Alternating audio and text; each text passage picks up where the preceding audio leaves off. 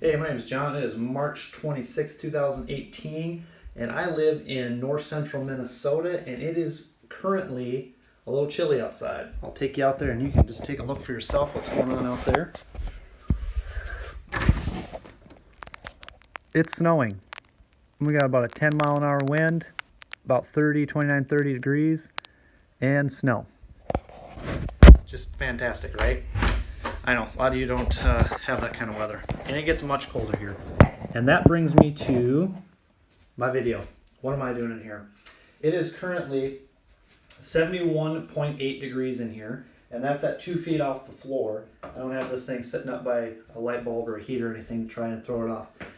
It's almost 72 degrees inside this building. This is an 8 by 12 small, like storage type size shed. The outside's not finished yet, it's just sheeting.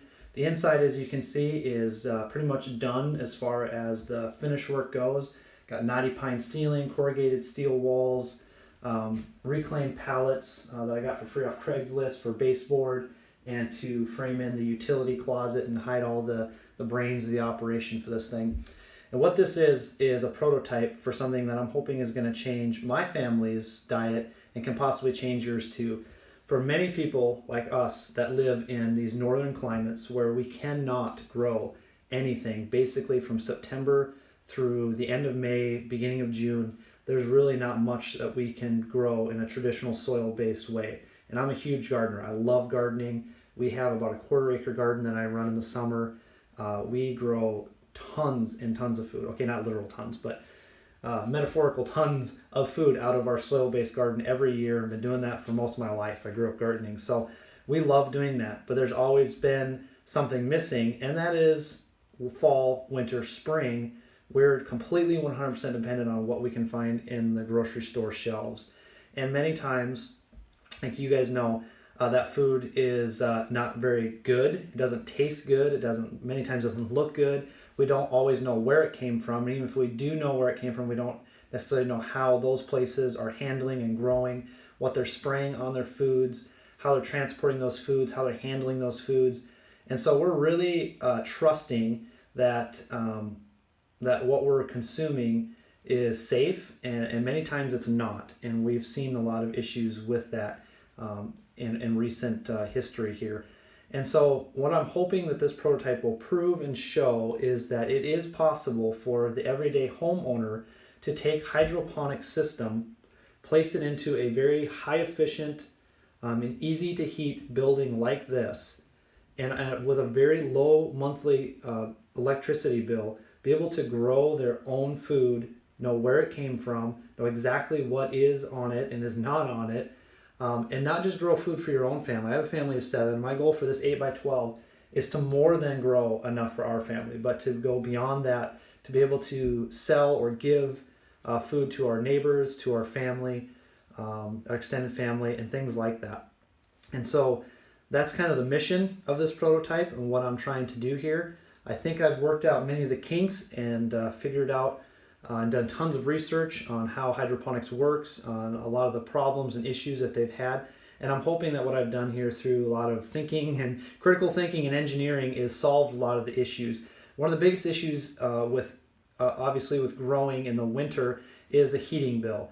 If you have a greenhouse, or if you have a garage, or if you have a traditional 2x4 stud built fiberglass insulated shed, they can be very costly to heat when it drops into that, below 0 degrees range. And so it's just doesn't make sense for most people to even try to do that because of just all the technical issues with heating a space like that. What I have here is a completely enclosed building with closed cell foam. There's no thermal bridging with the exception of the air inlet, the exhaust fan outlet, and the door. The rest of the building is basically a giant Yeti cooler. It is completely sealed. It is, like I said, right around 29 to 30 degrees outside right now. It's snowing and windy. And right now in here it is 71.8 degrees, 2 feet off the floor. And I'm accomplishing that with 340 watts worth of incandescent light bulbs, which is roughly about 1,000 BTUs an hour. And it consistently heats this building to that temperature with those temperatures outside. This building is going to have 4,000 watts, but actual consuming watts of about 1,000 to 1,100 worth of grow lights and pumps and aerators and fans and things like that. So we're going to be pumping out roughly about 3,000 to 3,500 BTUs an hour into this building just with equipment. And so the goal here is that with a thermostatically controlled exhaust fan, that even at 30 below zero with a 40-mile-an-hour wind in central Minnesota, that this building is going to have to be cooled just with the excess heat from the production of the plants themselves. We're not actually going to have to produce heat for the sake of just heating the building, which is going to be kind of twofold. Not only is it highly efficient for your electricity bill, the goal here is under $40 a month to operate this thing. But it's also going to cause the exhaust fan to kick on even when it's very, very cold, at least a few times a day, which is going to replace the CO2 in the building. Because we're so well sealed, CO2 will be an issue with the growing of the plants. But because of the excess heat, and we're going to still have to ventilate in the winter, and so that's going to replace the atmosphere in here constantly. I'm hoping the exhaust fan will kick on at least once an hour, which is going to help keep up with the plants that are growing in here and keep them growing for you. So that's kind of the vision of this prototype, what I want. I'm hoping that we're able to do with it. A lot of thought has gone into this, lots of engineering has gone into this, lots of sleepless nights have gone into this. But here's a quick little tour. As you can see, we've got 90 pine ceilings, corrugated steel walls, which are also dual purpose. Not only do they look nice with cedar trim, but they will be reflective. So any light that passes through the canopy and the plants will be reflected back off the walls rather than absorbed by walls, and will help the plants grow more fully, completely around. We've got a tier of 6 4-inch pipes with 2-inch holes for net pots. This is the kind of the system for your smaller plants, herbs, lettuces, kale, any of that stuff. And you got 72 grow spots here. I could add more, but I'm just going to start with that. Come around the corner, we got the pallet wall, which is the utility closet, which is where the brains of the operation is going to be. It's going to be a 2-inch drain pipe for the PVC system. This is all the switches, the GFCIs for pumps, aerators, stuff that's going to be in contact with the water, switches for the fans, the exhaust fan, 65-gallon reservoir down below, which is going to run the entire system. And then around here, we're going to have my 4-gang switches, which runs your just regular white lights to be able to see while you're in here working, so the LEDs aren't messing with your head.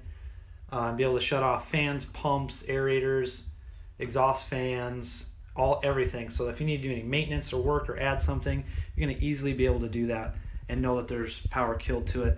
Around the corner, and not yet here, is the Beetle buckets. The shelving will be placed at the proper height in order to gravity feed the Beetle buckets system in all the way around the building. I got about 20 feet worth around these two corners and back up to the PVC piping, where the Beetle buckets will be able to drain directly back into the reservoir, and they'll be fed by a 1/2-inch line and drip irrigation.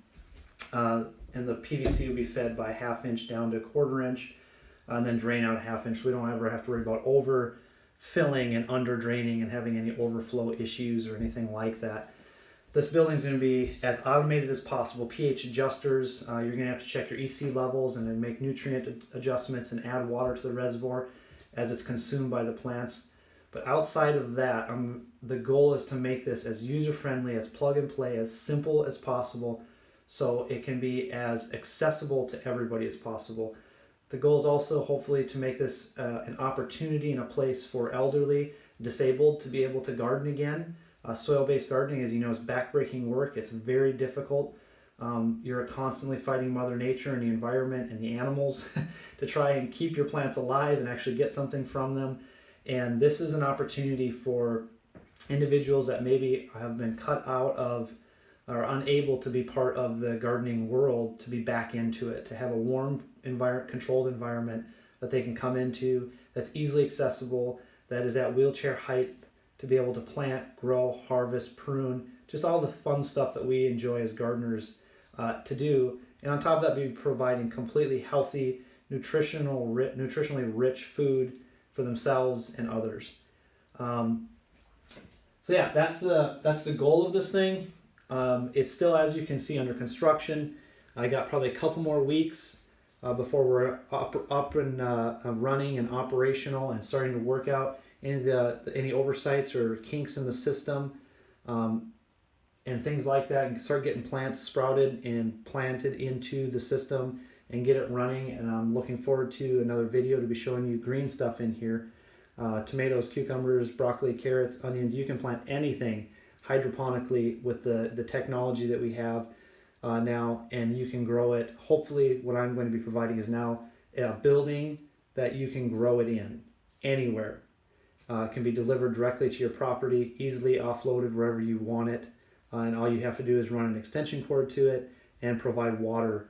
Not a water line, you just need to get water inside of it, get the reservoir filled, and then from there you can just use 5-gallon bucket to come in and top it off as water's used by the plants, which should be at a pretty slow rate because of the fact we're growing in a pretty enclosed environment. The humidity levels will be pretty high in here, so we shouldn't have a lot of water loss out of the reservoir except for plant growth. If you have any questions, feel free to ask them, and I'll see you in the next video.